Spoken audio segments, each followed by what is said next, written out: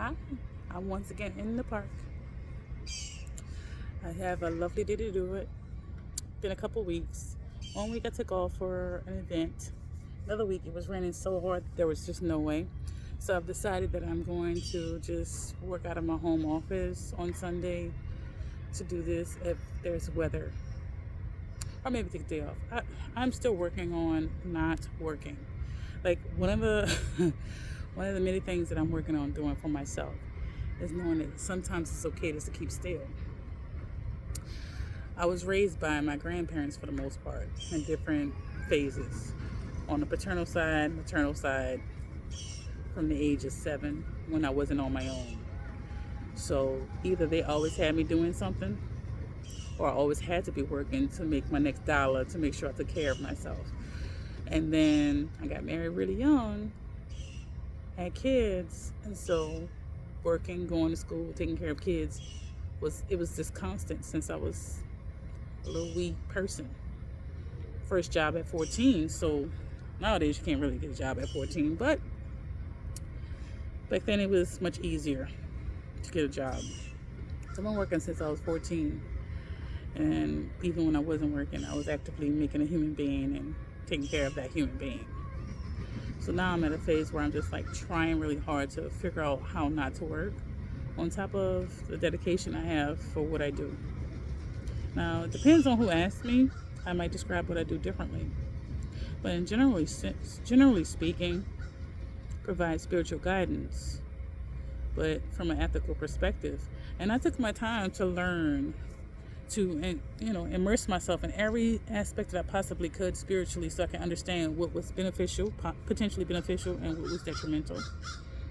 And it's one of the reasons why I took my time to teach people tarot. Not because I necessarily want them, for example, doing tarot on a regular basis, but because I wanted them to understand that you can find the answers within, or you can keep depending on this. Get it out your system, and then move on to something else. But also, don't be taken advantage of by those who read tarot who don't have a level of ethics that give a damn about your emotional, spiritual well-being and want your attention, your money, and your views.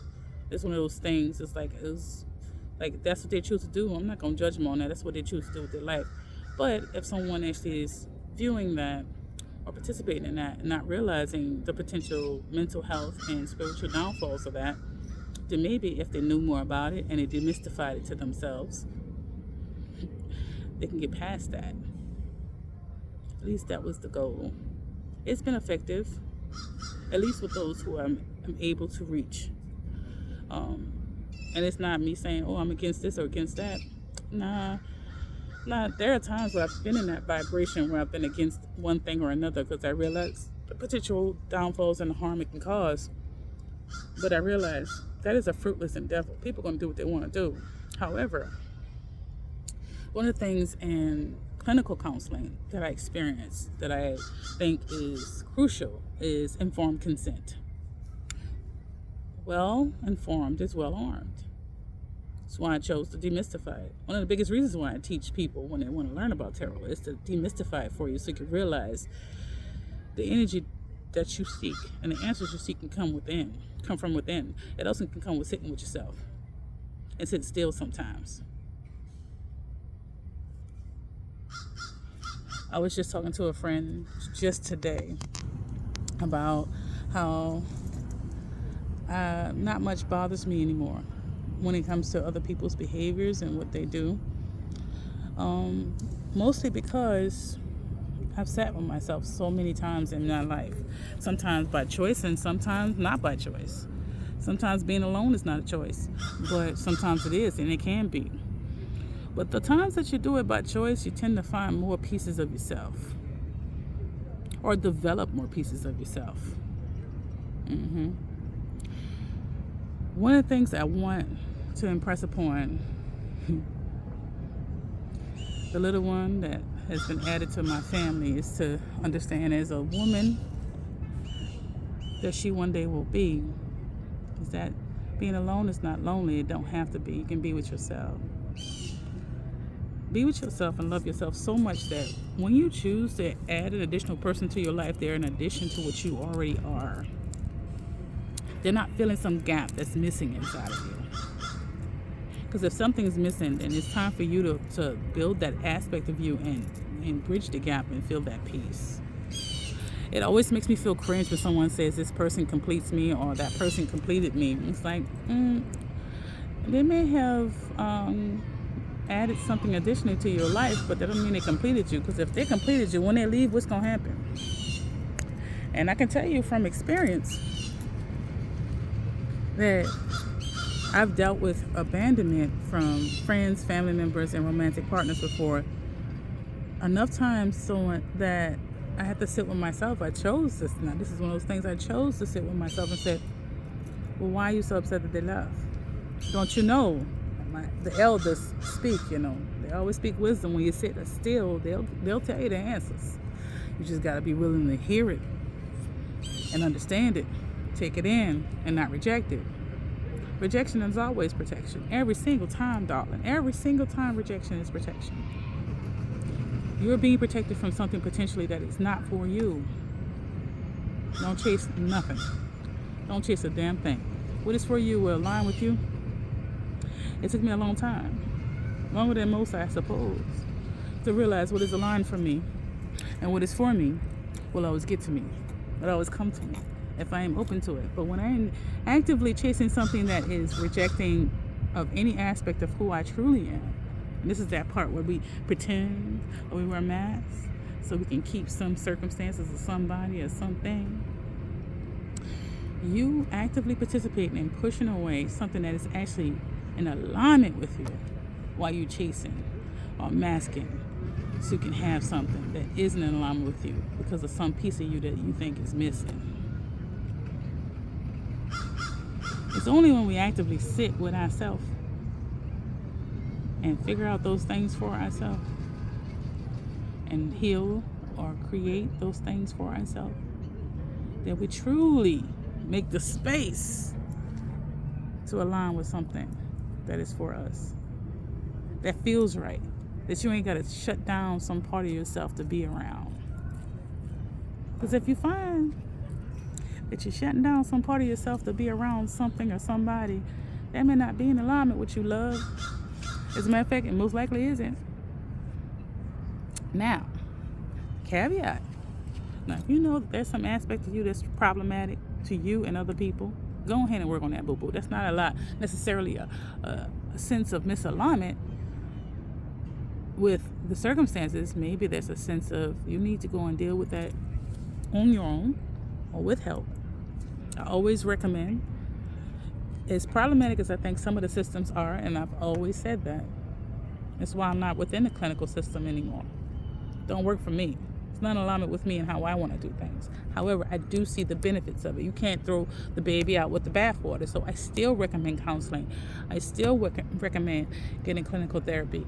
I still help people get in touch with someone in their area to talk to when needed or when I'm asked to do so. Because I still feel like that is better than nothing. And I also had a client recently, and I told her, I said, listen, if your mental health is so severely upsetting to yourself and your environment, there's very little I can do for you spiritually if you can't hear me. Sometimes the mental health is so devastating to a person that it doesn't matter what we do. It doesn't matter how we pray. It doesn't matter what type of guidance I give. Ooh, I love seeing those beautiful butterflies. I wish y'all could see it. Come back over here. It's beautiful. It's like a big one. Anyway, big pretty one. Anyway, it doesn't matter what we do together. If you can't successfully hear me because your mental health is not where it needs to be able to communicate, then I am just running in circles with you. So you would think it's counterintuitive for me to refer people to mental health. As a matter of fact, one of my babies had me at a dinner party once, and one of the young ladies wanted a reading, and right when I was done, I was like, listen, if you feel you need mental health care, I can help you find someone that's nearby or close to your area that go to train. It's just like, isn't that weird to be recommending mental health care to people after doing an energy reading and this prayer and all this stuff? I was like, see, I know that there were times where the church, no matter what church, it doesn't matter what church, felt like it was at war with science or with mental health care, because we deemed them demons and things of this nature and all this stuff like that. And it doesn't have to be that way. Now, I don't give a shit. I'm sorry. I said I swear. I don't give a damn if every other spiritual guide, religion, or church feels like science or clinical mental health is problematic and competitive to their message. I don't care what anybody else says. For me, mental health care is crucial to you being able to be spiritually sound. That's what I had learned. Okay? And I know this from within myself. You ain't got to know what I know. See? I have disagreed with many aspects of religion and spiritual practices over time of learning. But one of the things that I think is important to know, hear everybody out without bias. Try your best to compartmentalize that bias.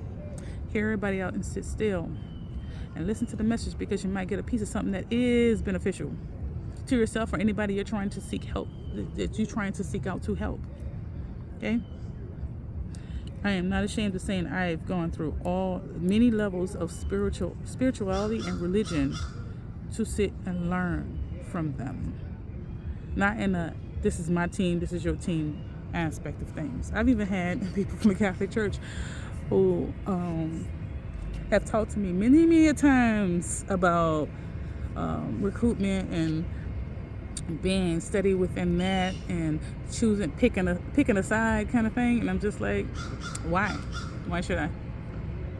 Like, if part of what you're about to say to me is that somehow God is going to strike me down because I haven't picked a particular religious practice to align myself with and rep for that team, then trust me, let me tell you something.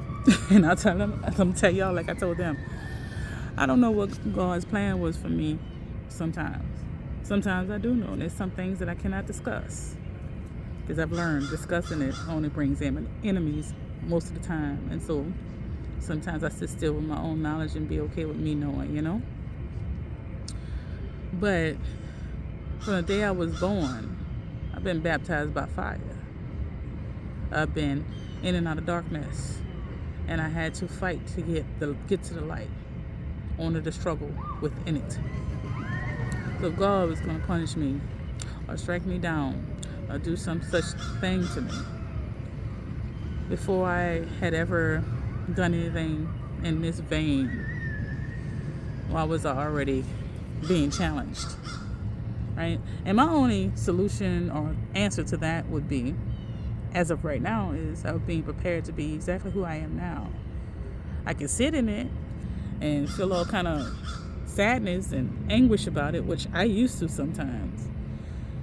Or I can say, I survived all of that. Look at me go. Then what was the point of putting me through all that? What's the point of me going through all that? Now I can be atheist about it and say, I went through all that. It doesn't have no rhyme or reason or meaning. But I can still say, because I went through all that, that means that I have a specific set of skills that others may not have in dealing with challenges in life. Now, what do I want to do with that? That's the actualization of I am. It's like I am not dependent upon any particular energy or another. I am respectful of these energies because I understand and have an inner knowing about them, but I don't expect you to have an inner knowing about them. That's something you have to find for yourself, what you align with or not align with. See, I'm an omniist. I've made no secret about it. Omniist is welcoming of all of the belief structures, deities, and things within, without disrespect to none.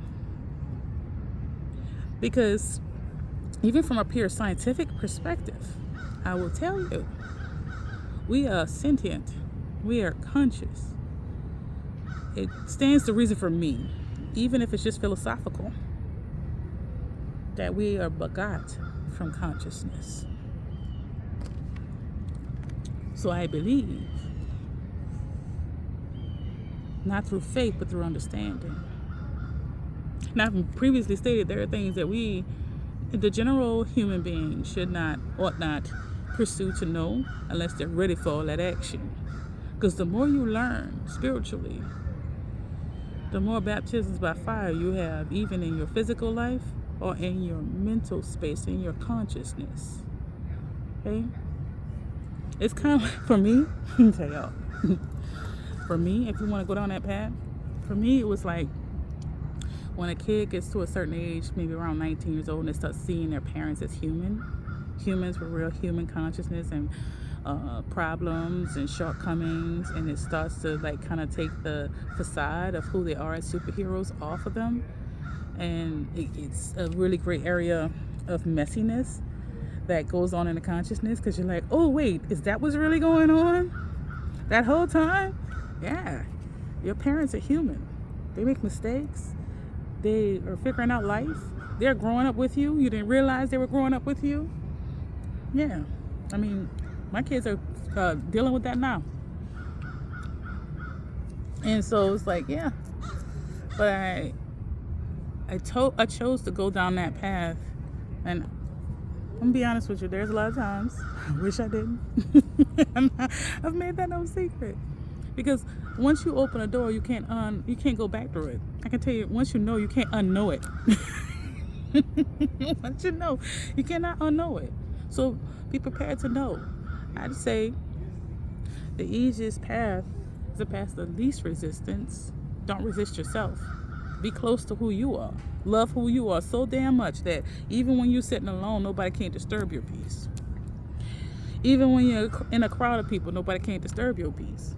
Because you protect your peace above all else. Not in a way of selfishness or stepping on somebody else to have that peace. No. But you protect and reserve your peace from a space of self-love and respect. That's one of the reasons why sitting with yourself and by yourself sometimes is crucial and beneficial. I think there's so much pain and hurt out there that human beings seek each other out for comfort. And there is absolutely nothing wrong with that. But it's at this time that I think it's so important for us to be more consciously aware of ourselves so that we can be consciously aware of others. Listen, the more self-love you have within you, the less you fall for if somebody does not have good intentions for you. If someone doesn't have good intentions for you, you'll read that immediately. They won't be able to pull a wool over your eyes. They won't be able to fool or trick you. It won't take no time at all, child, before you realize it's BS. And then you're going to love yourself and have self-respect enough to know, I don't need to participate in this. I'm good. But I'll have, look, and then the pinnacle.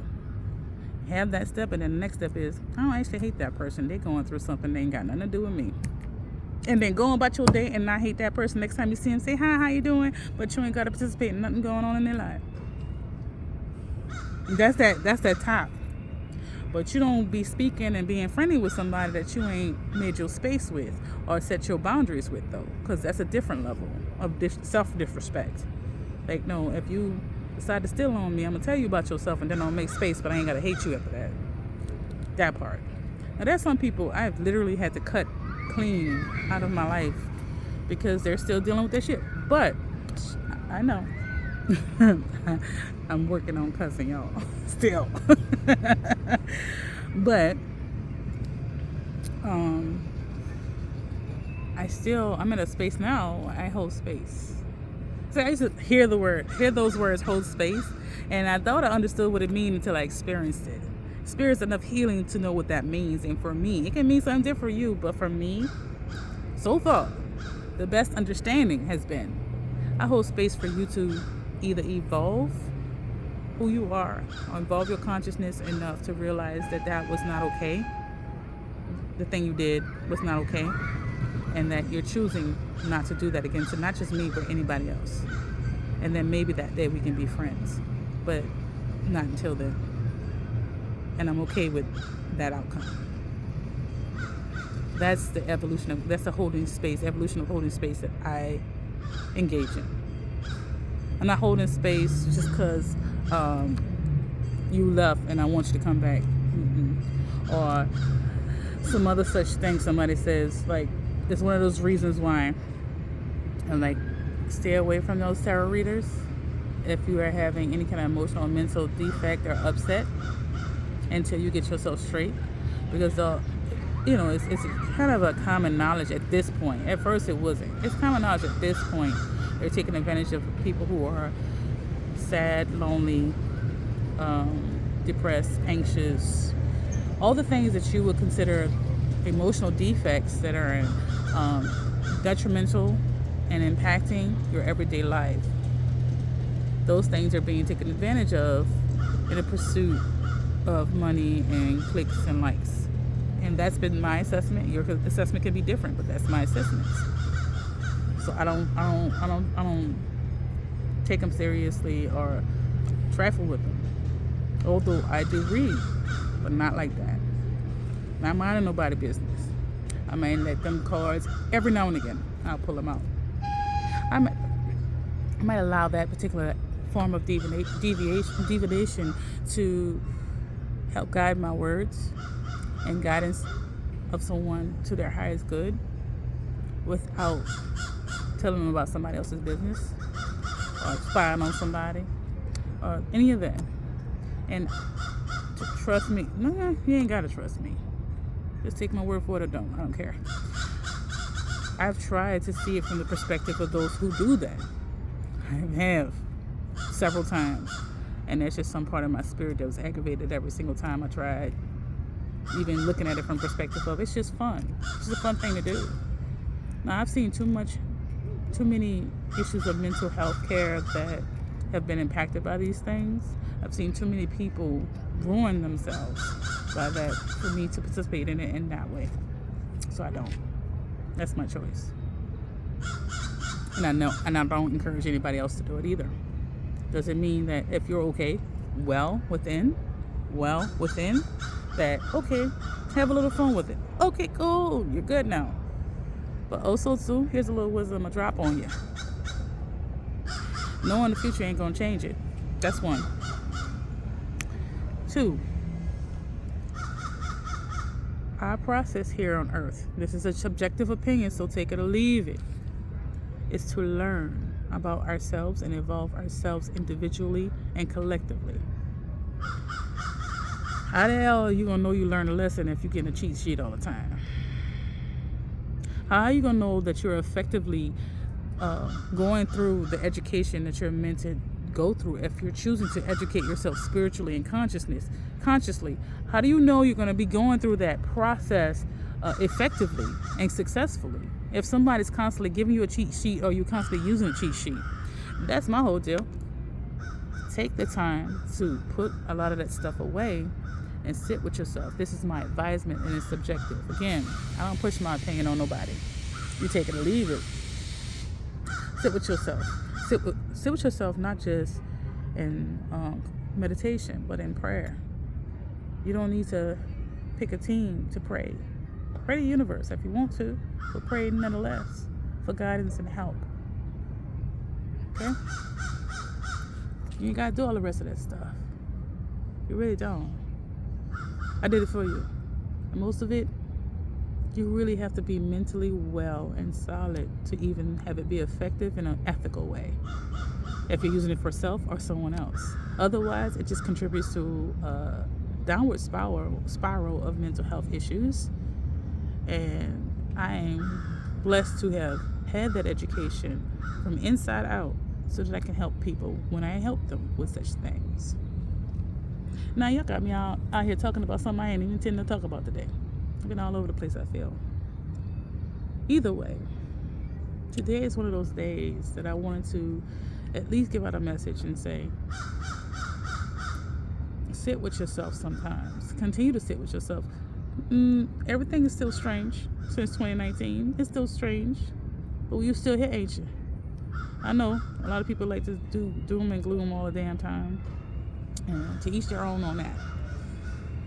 But as long as you're still here, you still have the opportunity to effectively evolve yourself, if you choose to do so, to effectively take the mask off and be exactly who you are. Now, only mask I'm gonna wear when I'm on here is I'm gonna try my best not to cuss, even though I failed at that today a couple times.